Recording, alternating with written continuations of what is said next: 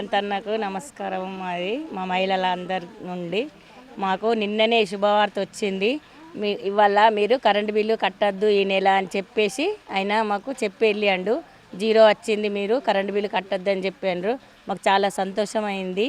మరి మేము మొన్న అక్కడికి గుట్టకి వెళ్ళినాము ఫ్రీ బస్సు, అప్పుడు కూడా మాకు చాలా డబ్బులు బెనిఫిట్ అయినాయి. అది కూడా చాలా సంతోషం అనిపించింది. ఇంకా గ్యాస్ బుక్ చేయలేదు, ఈ నెల బుక్ చేస్తే వస్తుంది అని అంటున్నారు. బుక్ చేస్తే అదే వస్తే కూడా ఇంకా మాకు చాలా సంతోషము. రేవంత్ అన్న చాలా ఇట్లానే చేయాలని కోరుచున్నాము. గతంలో లేనంత విధంగా ఇప్పుడు సీఎం రేవంత్ అన్న గారు నాయకత్వంలో చాలా బాగా జరుగుతున్నది. ముఖ్యంగా లేడీస్ చాలామంది సంతోషంగా ఉన్నారు. ఒకటి ఫస్ట్ ఉచిత బస్సు ప్రయాణం, ఒకటి ఉచిత కరెంటు, 6 గ్యారంటీలలో 4 అమలు చేశారు. ఇంకా 2 గ్యారంటీలు 100 రోజులు కాకముందే పూర్తిగా ఇంకా 4 చేశారు, ఇంకా 2 ఉన్నాయి. తర్వాత ఈ 100 రోజుల్లో కంప్లీట్గా ఖచ్చితంగా ఇస్తారు. ముందున్న రోజుల్లో కూడా ఎంపీ ఎలక్షన్లో ఉన్నాయి. గతంలో మహిళలు అయితే ఫస్ట్ ఉచిత బస్సు ప్రయాణం చాలా సద్వినియోగం చేసుకుంటున్నారు. జీరో కరెంటు విద్యుత్తు అందరికీ చాలా లేడీస్ సందర్భంలో బాగా సంతోషపడుతున్నారు. ఇలాంటి ప్రభుత్వం వస్తేనే మాకు బాగుంటుంది. రేవంత్ అన్న రెడ్డి గారికి బాగా రుణపడి ఉంటాము.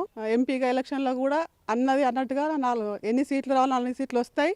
మళ్ళీ వచ్చేది కూడా రాహుల్ గాంధీ గారు ఎంపీగా వస్తారు. నమస్కారం అండి, నా పేరు సుమలత. నేను డిఎస్సికి ప్రిపేర్ అవుతున్నాను. చాలా రోజుల నుండి ప్రిపేర్ అవుతున్నాను. కేసీఆర్ గారు ఉన్నప్పటి నుండి ప్రిపేర్ అవుతున్నాను. దాని మీదనే చాలా ఆశలు పెట్టుకొని నేను ఏ వర్క్ కూడా చేయట్లేదు. ఈ కాంగ్రెస్ ప్రభుత్వం రాగానే రేవంత్ రెడ్డి ఫస్ట్ డిఎస్సి అని అనగానే చాలా ఆనందం అనిపించింది. వేశారు. ఇప్పుడు అదే పట్టుదలతో నేను చదువుతాను, కృషి చేసి జాబ్ సంపాదిస్తాను. దాని సందర్భంగా కృతజ్ఞతలు తెలుపుతున్నాను. ఫ్రీ బస్సు ఇట్లా చెప్తాము, మహిళలకు ఎప్పుడు లేని ఫ్రీ బస్సు ప్రకటించారు.